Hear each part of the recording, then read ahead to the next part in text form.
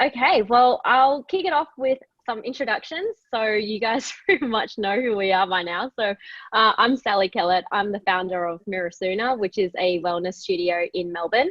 I'm actually in the middle of building a brick and mortar business. Call me crazy. Who launches a business in the middle of the COVID? Me. And I'm actually feeling really good about it because I have been working on this for a while, and I had prepared myself for any sort of challenges. So when the COVID hit, it didn't bother me all too much. And today we'll share a lot of that insight with you guys as to how you can do that as well. So I'm co-hosting with Maika, who is an amazing international coach for wellpreneurs and startup entrepreneurs. So you don't just have to be a wellpreneur to be on this call. Maika also really helped me with Mirosuna when I felt really stuck, because let's face it, none of us have all the answers for everything. And being a good entrepreneur is knowing your boundaries and when to actually seek help. So that's how I met Maika, through Joanna, who's on this call, who introduced us. So today Maika will share her insight as well. Okay, so we want you guys to walk away with 6 key takeaways today. So we're here for a very short time. I'm just going to mute you all. Okay, we're here for a very short time together. So Maika and I are just going to get through as much as we can, as deep as we can. Maika, I am going to hand over to you for some housekeeping, and I may have muted you too, so let me unmute you. Okay, hello, and welcome Isabel also. Nice to connect with you. Isabel No is also a friend who's a Thai massage instructor. So I want to say thank you so much for joining us. I think it's beautiful that we are here today. And I want to keep this not like, academic seminar style, but really it should be going with the flow. It's interactive. So please don't wait until the last minute to ask any questions or comments. Feel free to share them in the chat box, and I will be your voice during the workshop. You can have a pen and paper. I think it will be good to take some notes during the workshop, because we will be talking about a lot of things in a very small amount of time. I encourage you to turn on your video, even if you're in your pajamas or or I don't know, doing whatever in your bed. I think it's nice to just see our face and connect in real person. You are all muted, but later we will unmute also, so you can also speak. And yes, this is about the housekeeping. This is going to be interactive, and you'll be able to ask questions and comments, basically. Now I will invite Sally to ask me some questions, because she had prepared a few questions and she would like me to share some strategies with all of you. Awesome. So what we want to do today is share 3 business tactics and strategies, along with 3 mindset strategies. So we're going to kick off with the business side. And before we do that, if anyone isn't familiar with Maika's story on how she's experienced the highest of highs and the lowest of lows, we're just going to turn over to Maika quickly for her to share her story for when she started becoming a wellpreneur and what actually happened. Maika. So I'm going to make it very fast and concentrated, but basically when I was in Beijing and I had this crazy idea of starting a wellness center, I, for 2-3 years, traveled around the world to learn about how to set up a spa business, learn some therapeutic modalities, set up a center in a nice in the nice area of the city, and we actually almost went bankrupt because I had no clue of what I was doing, and everything was so chaotic. We turned the situation around, actually, and things started to go all right. But there was a moment where I had no more cash flow. The lease was over. I didn't know what to do. And we turned the situation around, and then we moved actually to the most prestigious hotel in the hippest side of the city. And this was a really good time for us. And went on, and one day the hotel said, well, this is so great, we're going to actually start creating our own spa brand. So they kind of kicked us out. And again, I had to start all over again. And I started a new center, even better than ever. And basically, this brand has been existing for 12 years now. We went through a lot of ups and downs, I think. And this really brought me to today, which is I really want to dedicate my time to helping other business owners walk through the journey with a maximum of peace of mind and overcome all sorts of challenges, basically. Thank you, Maika. So right now in the chat, if you have access to the chat box, I want you to start thinking about what are some of the biggest challenges you've had along the way or you're currently facing. So, you know, these can be as big as Maika's one where she almost went bankrupt, or it can be, you know, even the COVID, like significantly declining your sales or completely cutting off your revenue stream. So put them up there, and if you have a question, put it there, because we're actually going to get to it. And for now, I just want to ask Maika for your advice as to how do you actually overcome challenges? How do you build a strategy to overcome challenges that you don't even know are going to happen? The first thing is preparation. And to prepare, basically, this means having a plan B. Because what happens if this is going to last 2 more months? And then after these 2 months are over, what are you going to do if their clients are actually not ready to come back? Because basically they learn to live without you and they're doing everything on their own at home. So what are you going to do? What if one day you have to close your business? Do you actually have enough cash flow to close the business? What about your employees? If you have employees and they're starting to leave one by one, what plan do you have for the next step? So if you plan for the plan B now, you're not only going to know the end game and be prepared for it, you'll also have more peace of mind. I'll give you a concrete example for myself. When I decided to sell Cocoon Spa, this was when I was expecting my baby, and even before, we had a buyer number 1, and we started to talk with the buyer number 1. But we actually had 2 more buyers. And this was my plan B. And I told these potential buyers, right now I'm speaking with somebody. But if ever this falls, if we change our mind, then we will talk again with you. And what happened is the buyer 1 did withdraw, but I already had the options available and I just needed to activate it. Everything was ready. So my recommendation is really that time is money, because every month you're waiting, you're spending money. So I really recommend is to start with a plan B. If you have a plan B now, then you'll be prepared for the activation part. I would like to actually ask in the audience, how many people have a brick and mortar business with employees? Can you please say yes in the chat?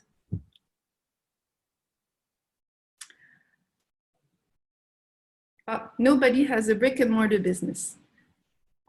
How many of you have employees? Isabel had a brick and mortar business. So all of you are solopreneurs. Okay, so that's actually less cost and less burden for sure. But of course, what if you get sick and you can't continue your business for 2-3 months? Then what happens to the brand when you start it again? Do you have to start everything again and reinvent the wheel? So this is why whatever is your business format, whether you have a brick and mortar business or employees or not, is to plan for the plan B. If this is going to last longer, and if the clients are not going to come back, basically, what are you going to do? Vanessa has a comment. Start building the business. Okay. That was just one of the challenges. Balancing your 9 to 5 while working on the side hustle, or knowing when to make the leap. Okay, I think this Sally later will have some feedback because this was her case. She has a full-time job. And she grew it into a full-time business. Mm-hmm.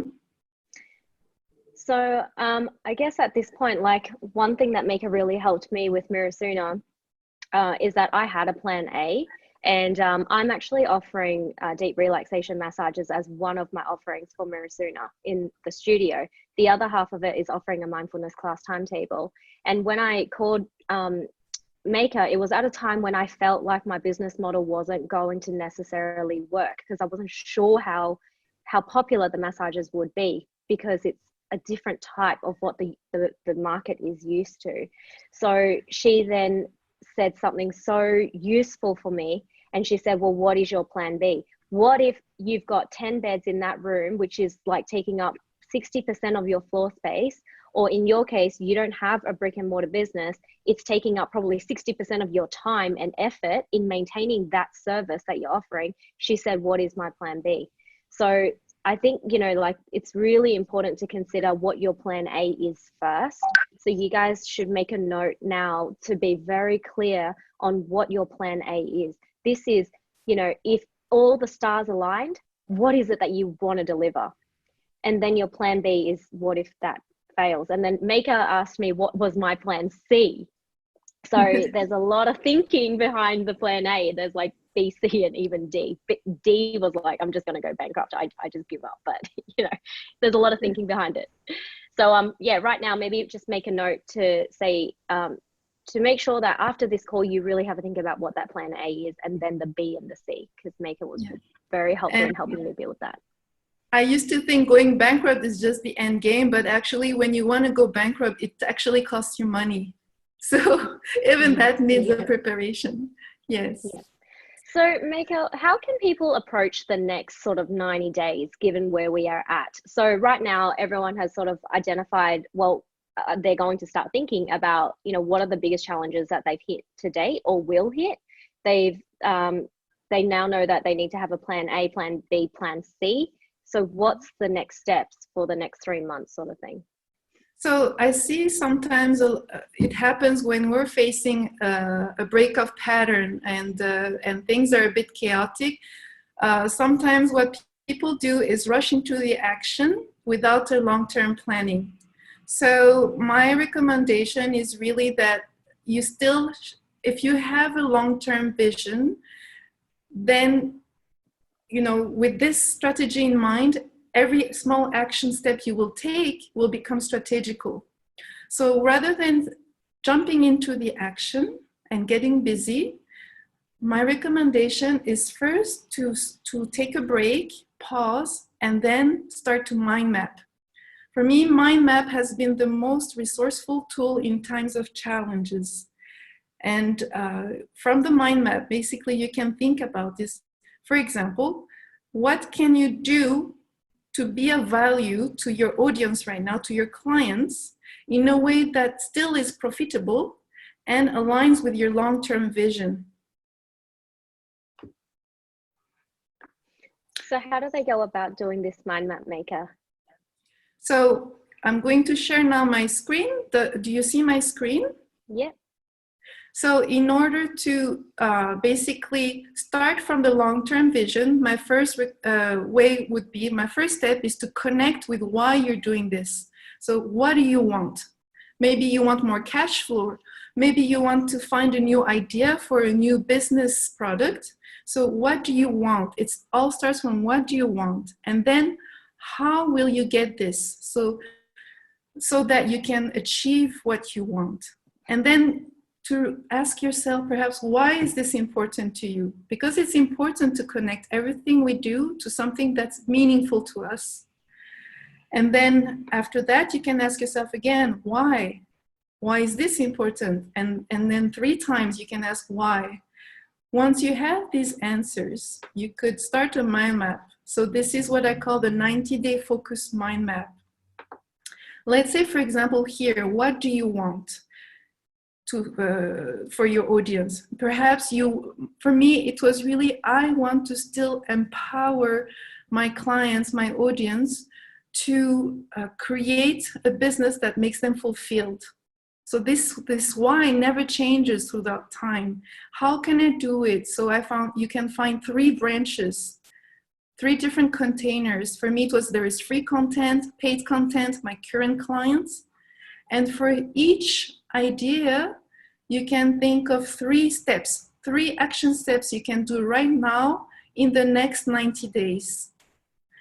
3 action steps. Once you have determined this for each idea, then you can think about when are you going to do it, with who, if it's with somebody else or a partner. If you had a space, it would be where, but I think now you cannot open your business, or some may not, so I took out the where. So if you start with really the long-term vision, then you will really, every small action step you will take will be able to be connected to something bigger, which is your why, and it won't feel like you're running the hamster wheel. So I think starting with a 90-day focus plan before you get into being busy you will be surprised of what you find.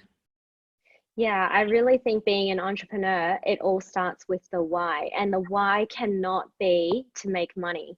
Like, I truly think that if you are doing something that adds value back to the world in a meaningful way, you're doing good to the world and actually genuinely improving the lives of other people. I do believe you will make money, but I don't believe, and in my whole career of being in technology sales, which I'm still in right now, I know that the account executives that are motivated by money will always lose out, because the customers can very quickly smell that, and that is not the right intention to go around a business, especially if it's your passion. So we all want to make sure we write down that we want to make a ton of money, but that cannot be the intention of the why. I do agree that if you do something from the heart, the money is a byproduct of it. However, it is very important. That's why one of the quality you have, Sally, is that you have a passion, but you are a good businesswoman. And I think as a business owner, especially when you're juggling many roles at the same time, if you're a solopreneur, is that if you don't have those skills, for example, if you don't know how to market yourself, either you have to learn the skills or you have to find a partner who has the skills, because knowing how to market yourself and knowing how to build trust is inevitable for success. Thanks, Maika. All right, we need to move on to the next section, which is the second tip. Now, everyone here on the call is a solopreneur. Now, Maika already said, if you fall sick, what's going to happen? That's when we need to have a plan B, plan C. We want to talk about revenue streams. So if you are one person offering one service, you're going to struggle in times where you do fall sick or in a time of crisis. So it's really important that we look at how we diversify our revenue streams. So can you guys write in the chat box what your service or product is, or whether it's one stream or 2 streams? Like, what are your revenue streams? Let us know in the chat box. And we're going to turn over to Maika, and we want to hear from you, Maika, on a less conventional way of having a new revenue stream. Actually, lately I've seen, it's very interesting to see all the business owners becoming so creative with how they continue to show up for their clients. And I do want to show you some examples of this. Let me share my screen again with you. This is a hair salon, Hair by Nia Nibi. She basically, if your hair salon, it's a brick and mortar business. But when the coronavirus happened, she started to offer $5 virtual classes to Black girls on how to braid their hair and how to care for their hair at home. I think this idea is brilliant, because I thought that brick and mortar is really hard to take it online, but she found a way to still be of value to her clients and continue to show up, basically. One of you in the participant is Aishegül. You will see this slide. She's a birth educator, and I saw recently on her Instagram she posted that she's starting a baby wearing circle for her audience. And she normally visits clients and work one-on-one, and now she's starting a community online. I really love this idea. I also, I used to take my baby to a baby care center where there's Montessori activities, and they had to close their business for several months now. And recently they came up with a new idea. They're going to deliver home kits where you can have activities at home. So they're going to put 2-3 activities in a toolkit and deliver it to people's home. So I think that any business, now I'm really thinking in whatever is your business, you can find a way, a new idea to still be of value to your customers and find a new product. And you might be thinking, but I'm going to spend so much time on something, maybe this is temporary. I do believe that creating your online presence still is something, an asset that you're building for your company, for your brand. And that when the business resume as usual, this will be something that you will have in addition to your revenue stream. So I invite you to really brainstorm with your team and use maybe the mind map on what are the ideas that you can find to still continue to show up and sell your services. Gift certificates are very important also. It is okay right now, I think, to say to your clients, I need to continue, I have salaries to pay. We made gift certificates available, and you can, reach out to maybe just your 20 best clients and ask them to support your business through gift certificates. Now, it's so easy to set up a gift certificate. You just need to send a PDF form. You can also use Acuity scheduling. They have the gift certificate. If you have a Squarespace website, they just made this function available for free. Basically, I saw a restaurant recently on Indiegogo saying, I need this much money. He already planned it. I need to stay 2 months. I need 2 months of cash flow to continue paying salaries and my rent. I'm selling gift certificates for 50% discount. He already reached his goal today. He started 2 months ago.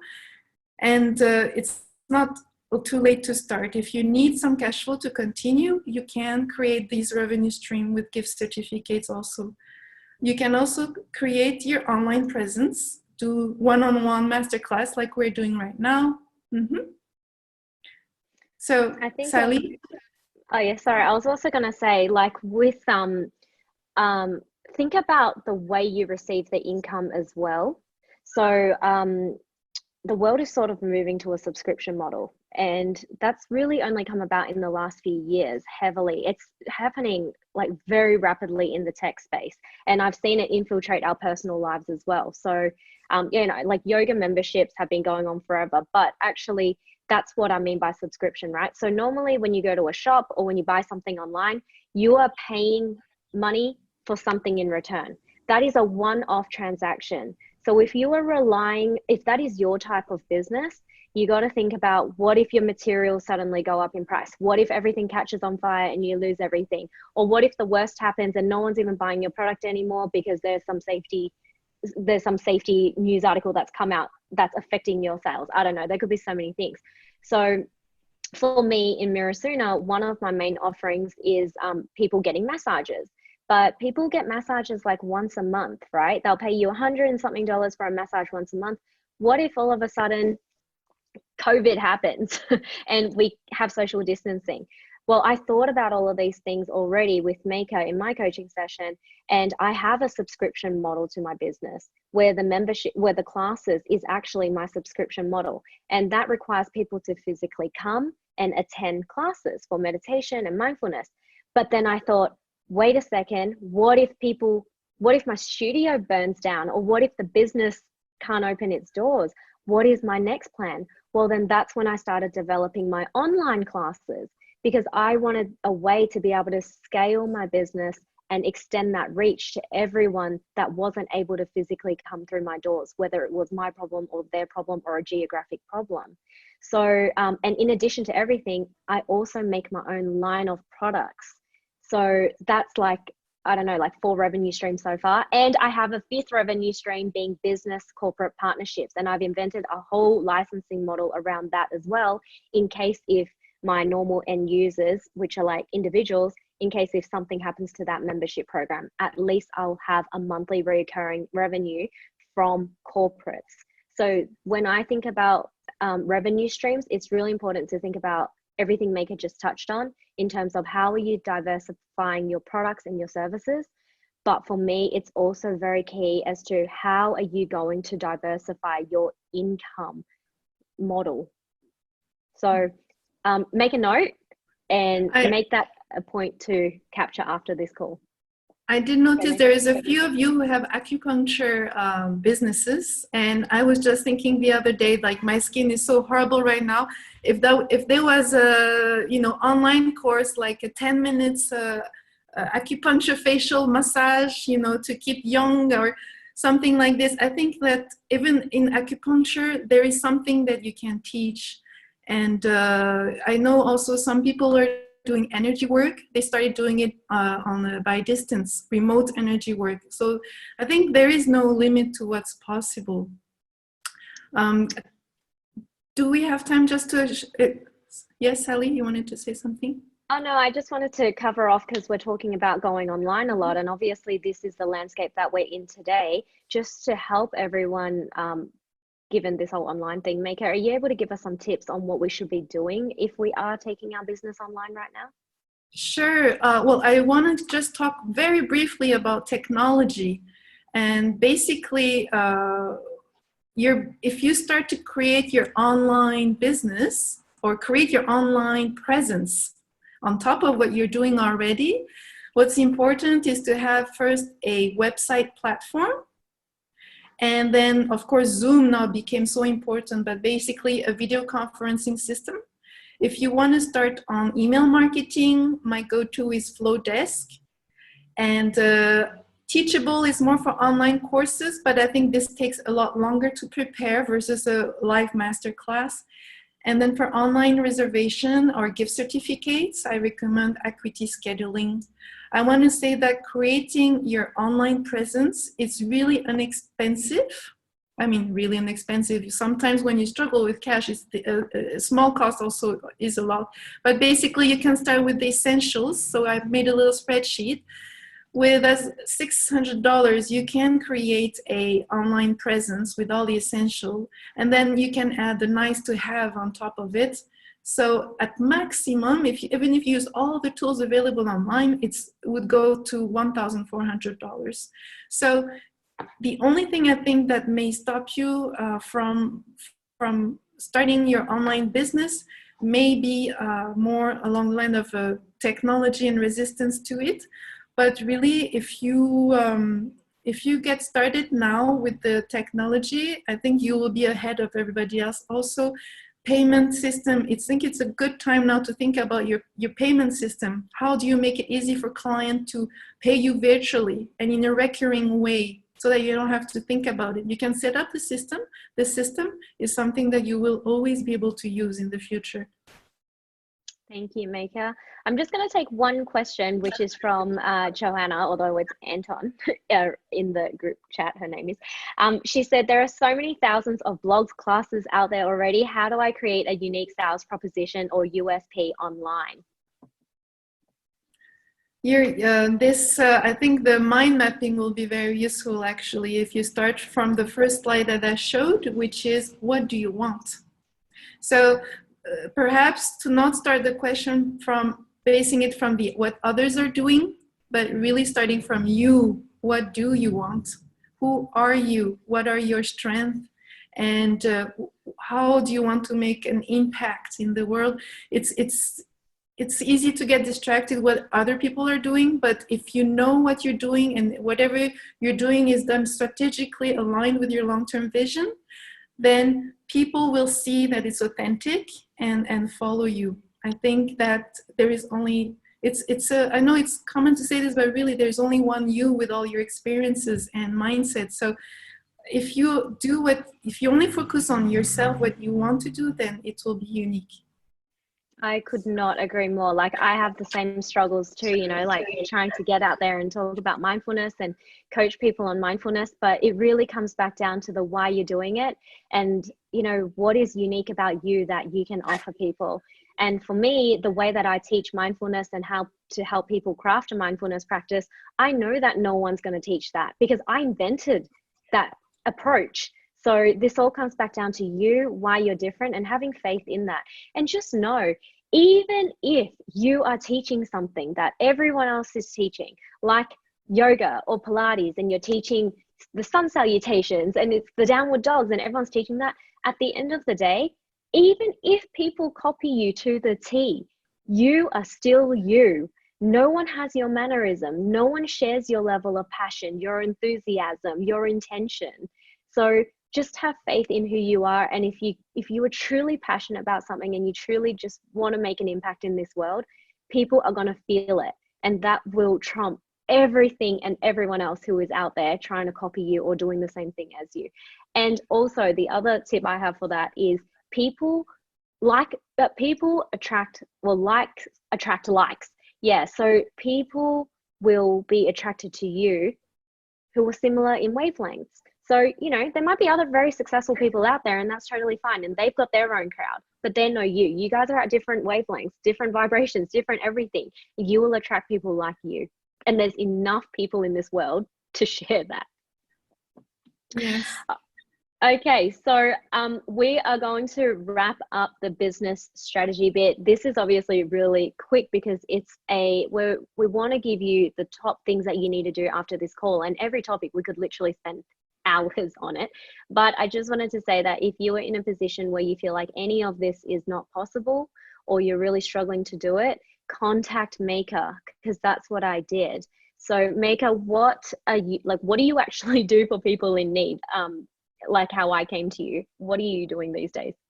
I help wellpreneurs basically turn all the chaos in their mind into really actionable strategies with a clear roadmap. Even if you're not going to start a new business product, even if you're not going to create an online course, I do believe that continuing some sort of email marketing is important because your business will go through different crises, maybe staff turnover, maybe you will move spaces like I did.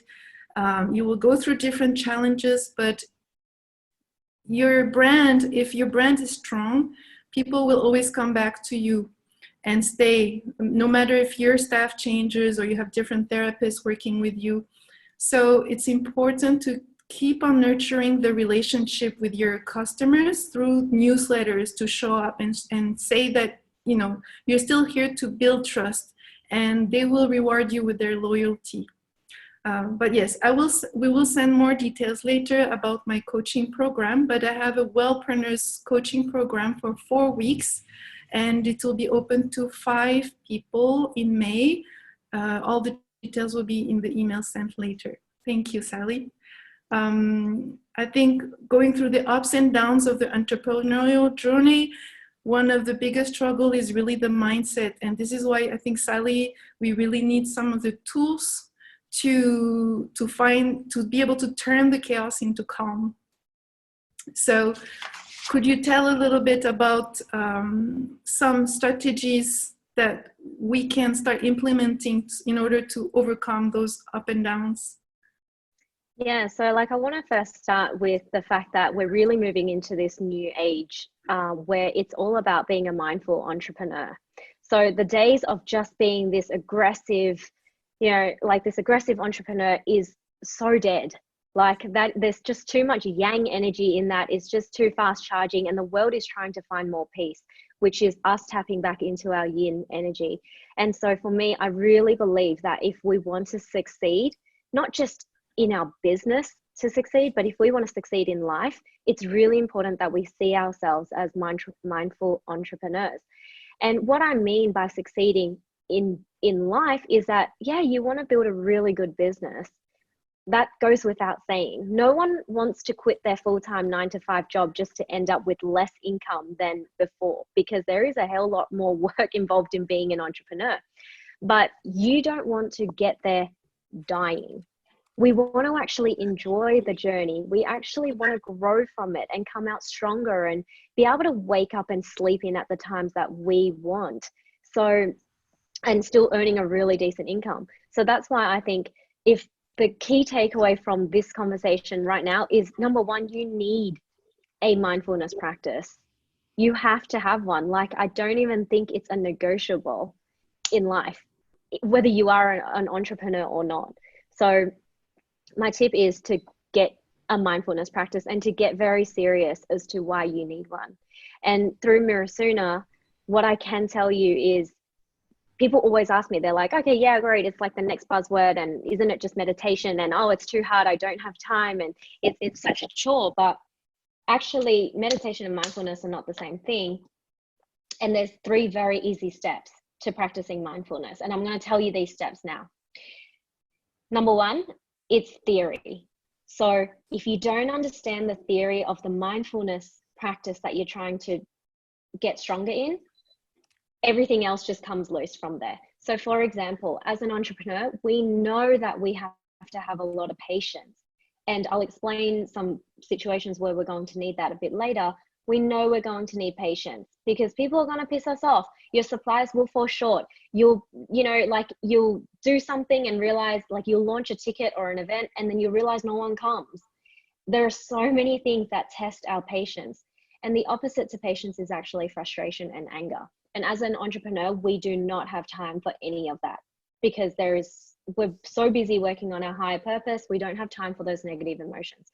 So the first step is to understand the practice of mindfulness, whatever the practice is. So the practice of patience, the practice of impermanence, or whatever it is, we just need to really understand that. And this isn't something that I'm going to be able to teach you on this call, but if you follow Mirosuna, you'll actually see what I mean by this.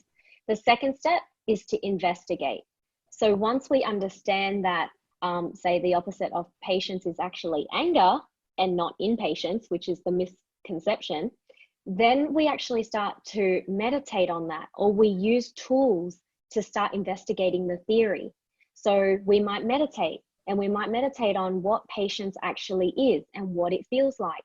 We might meditate and rehearse or remember a situation when we were very angry, what led to that anger. And then in our meditation, we think, okay, when the anger arises, this is how I fight it. This is how I combat it with patience. And how do I do that? And your teacher walks you through all of these steps. But the purpose of investigation is so that you can mentally rehearse, so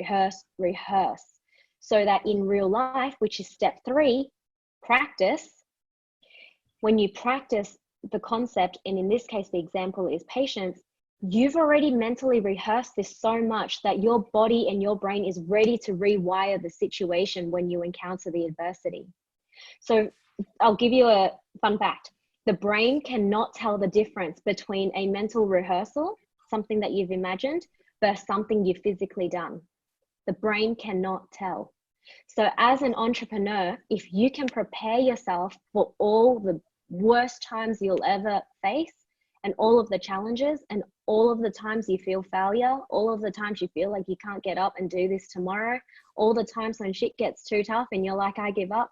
If you can use your mindfulness practice to rehearse those situations in your mind and to really understand that theory deeply, you will come out better the next time it happens. And I know this is fact because the proof is in myself over the last 15, 20 years, and the proof is in all of my clients. So that is my long-winded tip. The first one is, if you don't have a mindfulness practice, you really, really need to get one. You need to brace yourself because being an entrepreneur is not easy, and you're probably going to lose a shit ton of money along the way like I did. And we need a way to be able to recover from that and not become attached. Like, I'm not even joking. In the first few months of starting Mirosuna, I think I lost $10,000, $15,000. Like, it's just money down the drain. So you need to have a practice to help you stay centered and not attached to all those feelings. Actually, so you're just talking about the studio that's opening soon. So what are some of the sticky situations you encountered? Can you share with us? Yeah, so I mean, well, the first thing is my rent situation. I'm still paying rent. So negotiations is something really, really tough. And that is something that if you guys want to grow your business, you're going to have partnerships with people, you're going to have suppliers, and honestly, more often than not, they're going to fall short. You need to have a strong mind in the sense that everything is business. So you need to use your mindfulness practice to make sure things do not get personal. And the more you practice mindfulness and meditation, the more your brain actually gets rewired. The me center in your brain, the part that is responsible for you feeling or taking things personally, actually becomes weaker in time. And the part of your brain, which is your awareness center that handles things logically and rationally, actually takes over. So as an entrepreneur, we want to use a mindfulness practice to build the strength in our awareness center to overcome the fallacies of our me center. Another issue obviously is no one can come into my store because there's a 100% lockdown in Victoria and pretty much anywhere else in the world. So for me, I've taken my business very quickly online, and I was always going to do this. I was always going to create a mindfulness fundamentals course. It's just that the COVID just made me do it even sooner. And I'm loving it because my course sold out like in 4 days. I only take 15 people in my intake every time. I've got a new intake coming in May and the enrollments are about to close. But I did that because I wanted to build a community, because my why was that I wanted to help people go on this journey that I've been on. So I had a clear intention. I have a clear 3-step practice that I'm trying to teach people. And I quickly created a course that I could bring online.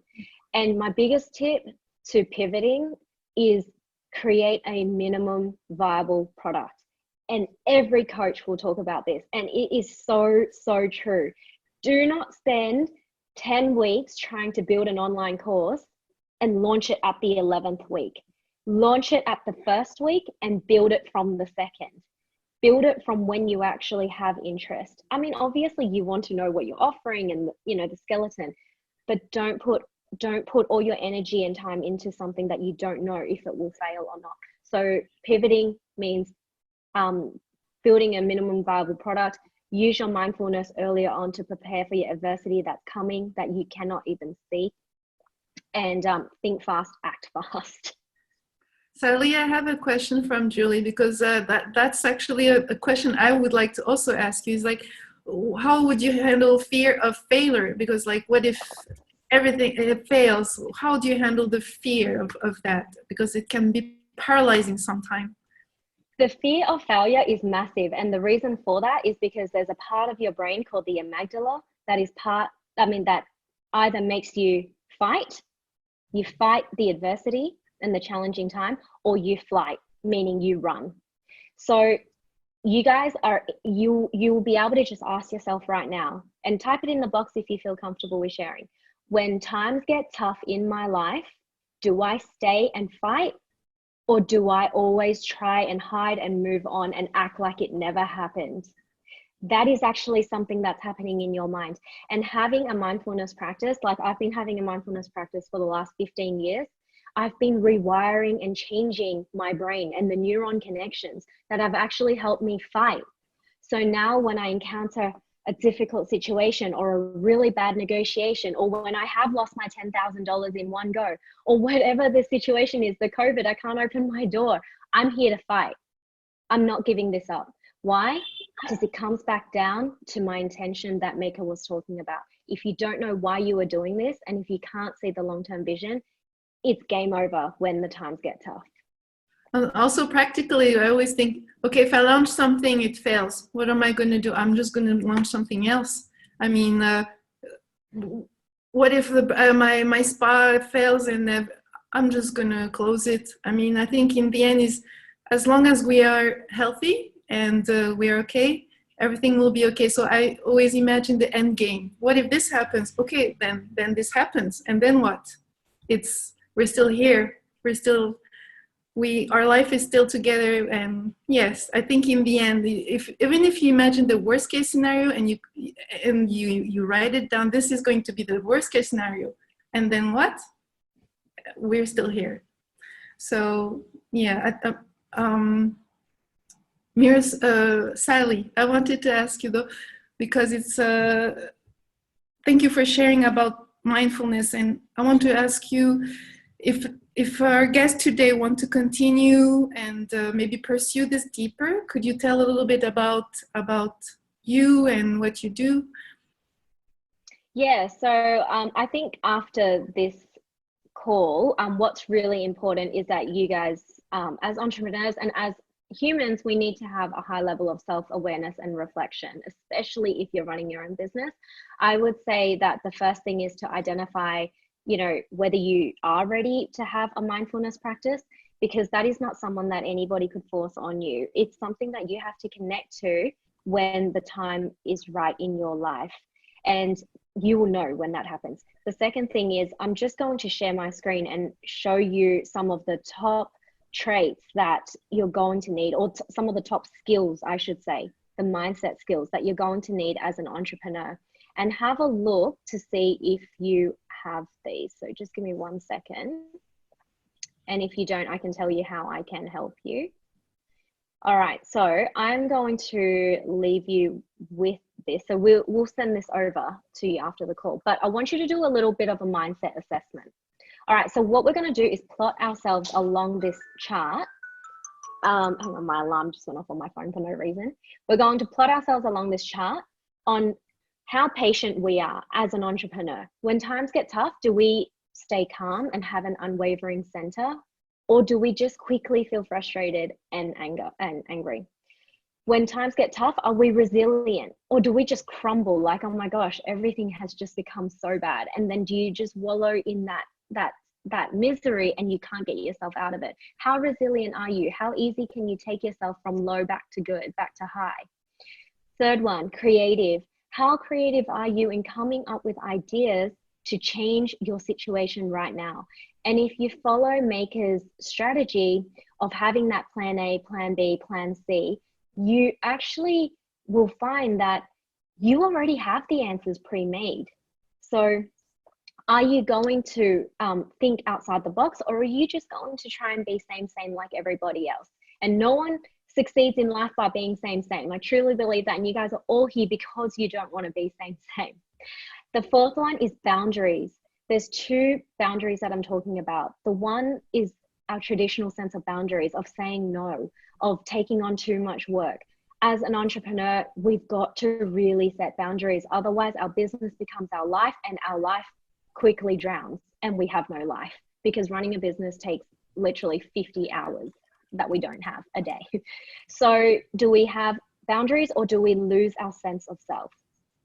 And the next one is, are we thinking like a CEO, or are we thinking like an employee? This is like one of the most important pieces of advice I've ever got.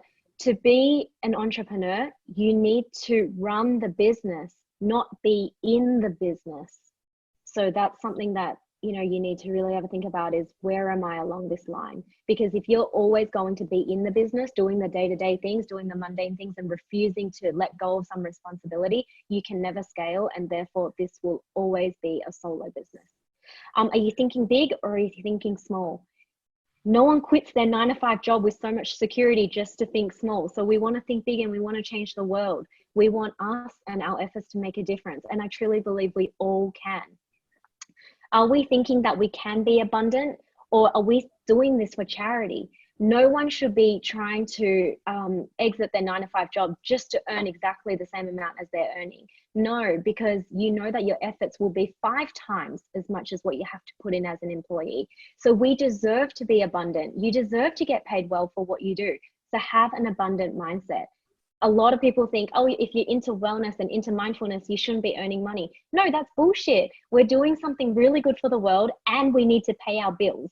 So people like you, people will pay for your service. You deserve to be abundant. You're not running a charity.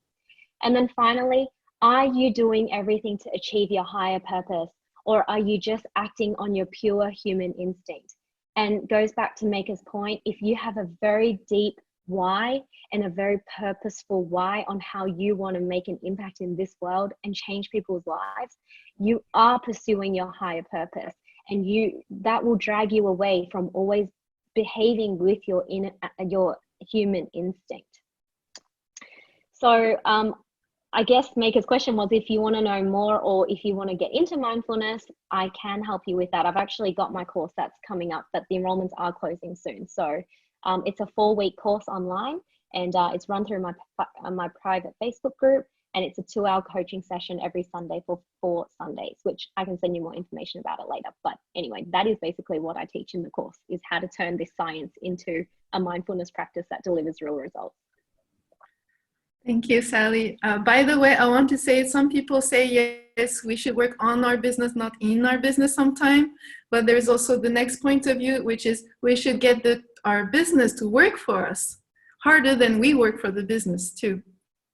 I think in the end, anyway, it's also okay if you want to be a wellpreneur and only be a one-person business. I think the model really depends on what outcome you're pursuing and what you want, of course.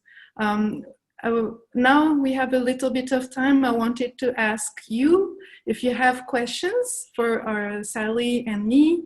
We would like to hear your voice, hear you. So please, you can, even if you don't have a question, you can just share how you feel, your comment. And if you're shy, you can just put in the chat an emoji or one word. Would love to hear your key takeaways too, guys, if you can type them into the group chat.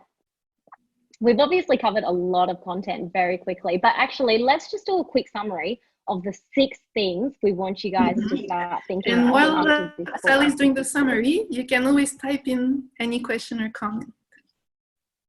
All right, so the first thing that we want to do after this call is actually make sure we design a business strategy. So put pen to paper and write down what is your plan A, which is what you guys are doing right now, but make sure you're super clear on that. Your revenue stream, what happens if you get sick, you know, how are you going to diversify and have more products and services down the line? What does that growth look like over time? You have to have a business strategy, and there's a lot to that, which Maika can help you on. The second one is do your 90-day mind map. So Maika and I will send out the document for you so that at least you've got a template to do, so start working on that. The third one is we want you guys to come up with 2 new revenue streams for your business. And that doesn't mean that if you are teaching online courses today, that doesn't mean new courses that you could teach online, because that is still an online revenue stream. So think about some new business models, some new income models that you can bring into your business. All right. Okay. So the 4th thing is, please, I strongly encourage you to develop a mindfulness practice, or to at least ask yourself, do you have one, and how you could benefit from one. Oh, and by the way, the top entrepreneurs in this world and politicians and every successful person pretty much has a mindfulness practice. So there's not only science, but there's real results behind it. So we all need one. Okay, the 5th one is we have to skill up. So that so all of those different areas that I put just then in the slide, which I'll send you as well, we have to start skilling up. So evaluate yourself, plot yourself on the graph, see where you are, and just from that, your final step is create the mindfulness practice around that. I always get the question, how does one build a mindfulness practice? Where you start is not the same as where someone else starts. Where you start is where your weaknesses are, because that is where you're going to get the most bang for your bucks in terms of your effort. The more effort you concentrate into those areas, the faster you will see return. So those are the 6 steps.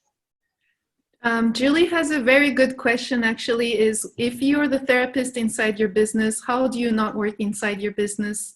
And my first suggestion would be to block a day or half a day where you're not the therapist and you are in the seat of the leader with the vision. And during that half day, you're not going to take any treatments, and all you will do is think about questions such as, where do you want to take your business? How do you see it in 5 years from now? where do you want to be in 5 years? What are the recurring revenue streams you can create that even if you don't show up to work, they will still either create more audience for you or convert this follower into a client. So this could be, for example, I know a Chinese medicine practitioner, he actually has mini sessions online that are already pre-recorded. And he always gives the link to all his patients after their treatment. But basically, you could think of anything, but if you create this white space where you're not going to take any clients, I trust that you will come up with many ideas, and you will become, I will say one word that Dalida likes, resourceful. So you will become resourceful and inspired. So I really suggest, as a therapist, is to block a white space where you're not going to take any clients, and all you will do is think of your business from far away, from a distance, because when you take this distance, then you start to have ideas. I used to close the spa business on Mondays, and on Mondays I would go on a skyscraper coffee shop. So I have this beautiful view of the city. I would take some white paper and color pens, and I will just mind map and have a delicious brunch there. And this was my reward for the hard week. And when I did this, I would come back to work with fresh ideas, and I was so happy to see clients again, and I would be a better manager for the employees also. I hope this answers your question. I really yeah. like this question. We're going to try and get through the questions as soon as possible, but if you do need to drop off, feel free to drop off because we know it's 9 o'clock. I really like Jessie's question. At what point do I ask for help? I feel like I'm juggling so many different hats and I need to get skilled people to help me with social media and marketing. However, money always seems to be a block to reach out. Okay. I love this question because this comes back to boundaries. So if you just sit down and write down what you are good at and what you are not good at and things you can potentially become good at, those are your boundaries. So for me, I pushed and pushed and pushed my boundaries. I kept growing through my mindfulness practice. I kept growing as a person, but I still got stuck, right? I still had questions about the massage part of my business because I'd never done it before. So then that was when I said, I am going to put in some time and spend money on getting coaching from Maika, who I knew had gone through this, because I know that the amount of money that I spend on Maika will save me a ton of money later that I will lose if I make a mistake. So as a startup and as an entrepreneur, before I spend money, and by the way, I used to spend money just like that on my business, totally no go, right? Like, and it was because I had money because I'm still a full-time employee, but I realized it's the worst way to approach a business. You should always think, number one, the boundary. Am I within my boundary? Is this possible for me to learn? Do I have the time, and will I ever get good at it? There are some things that we will never get good at. You know what? That is when we know to palm it off. Second, do not palm it off unless if you know you're going to make a return or reduce your expenses based on that thing that you're palming off or spending money on.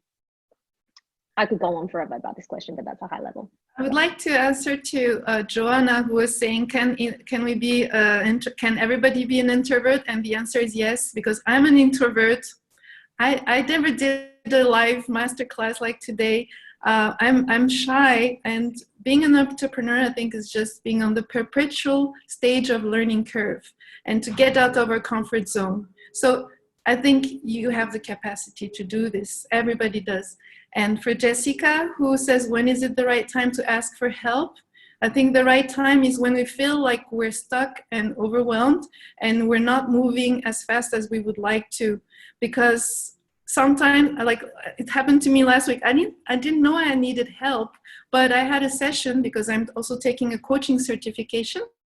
And I had this coaching session, and I realized suddenly it expanded my scale of thinking and my mindset. So we don't know what we don't know. So I think getting help as soon as you can is really important. And help can be under many forms. It could be a friend, a business partner. It can be doing something unusual with somebody out of the, like what I'm doing with Sally is unusual for me. all of this helps to grow our skill set. But if you stay alone and you're doing everything alone, then we can only go this far. But really, if you collaborate, or you get help, or you get in the community, then we start to think differently and to expand our mindset. So I think this should start as early as possible, because otherwise the journey can be so lonely, and we have so many struggles to overcome. We need that kind of help all the time. Yeah, and Tennille said she's got a fear of asking for help, and I agree, because I had that too 2 Novembers ago. So 2 years ago, well, yeah, about 2 years ago, I was just like, oh my God, I feel so lonely. Like, this entrepreneur journey, like, seriously, like, broke me down. Like, I just found myself crying, and I never cry. But it made me realize how lonely I was, because no one around me was helping me. My friends and family didn't even support me, because they were like, you're nuts. Like, why would you quit your good job for this? Like, what are you even doing? Like, everyone around you has an opinion. Everyone around you thinks that they're the expert of your life. Everyone around you just makes you feel so stupid sometimes. But you know what? That should not hold you back. And as lonely as you feel, there are so many people out there like Maika and I who are just willing to help you. And it's not people that are going to necessarily charge you money to help you. Like, I speak to people every day, all day on my Instagram DM. I don't even know these people, and I'm helping them. Why? Because I went through the same shit myself. It was depressing. It was lonely. I was fearful of asking. But then 2 Novembers ago, I had enough of this. I had enough of feeling like crap. And so I went onto a Facebook forum. I just picked one particular Facebook forum, and I posted up and I said, guys, I just honestly do not know what I'm doing anymore and where I'm going. No one can help me. Can anyone just help me? I didn't even tell them what I needed help with. And then I met like one of the nicest people ever, Erin, who was on this call, and I think she just dropped off. She just reached out and said, let me help you. And we've just become such good friends ever since. You know, so there are always people out there who are willing to help. You just have to put your fear aside, acknowledge it, embrace it, but move through it, and you will get help. I promise. If you have more questions, you can tag us on Instagram, and we promise to answer to every single question, because this really is important for us. And I just want to say one word for Elboland about underselling our services at early stage. I personally started giving free sessions when I started, and when I started my spa business, we gave away a lot of free treatments. So in a way, I don't know what stage you are in the start of your business, but it's sometimes is necessary to get enough testimonials, but also confidence, and build trust also. But thank you everybody for joining us today. And really, if you have more questions, you can tag us and we will reply. And we will be sending an email with the replay and the visuals that you saw today. So thank you. Thank you. Just gonna mute you guys. Thank you, everyone. Thank you. No worries. I'll stay back on the call in case if you guys have any other questions. Thank you. Have a great day. Thank you. Bye. Bye. Thank you. Bye.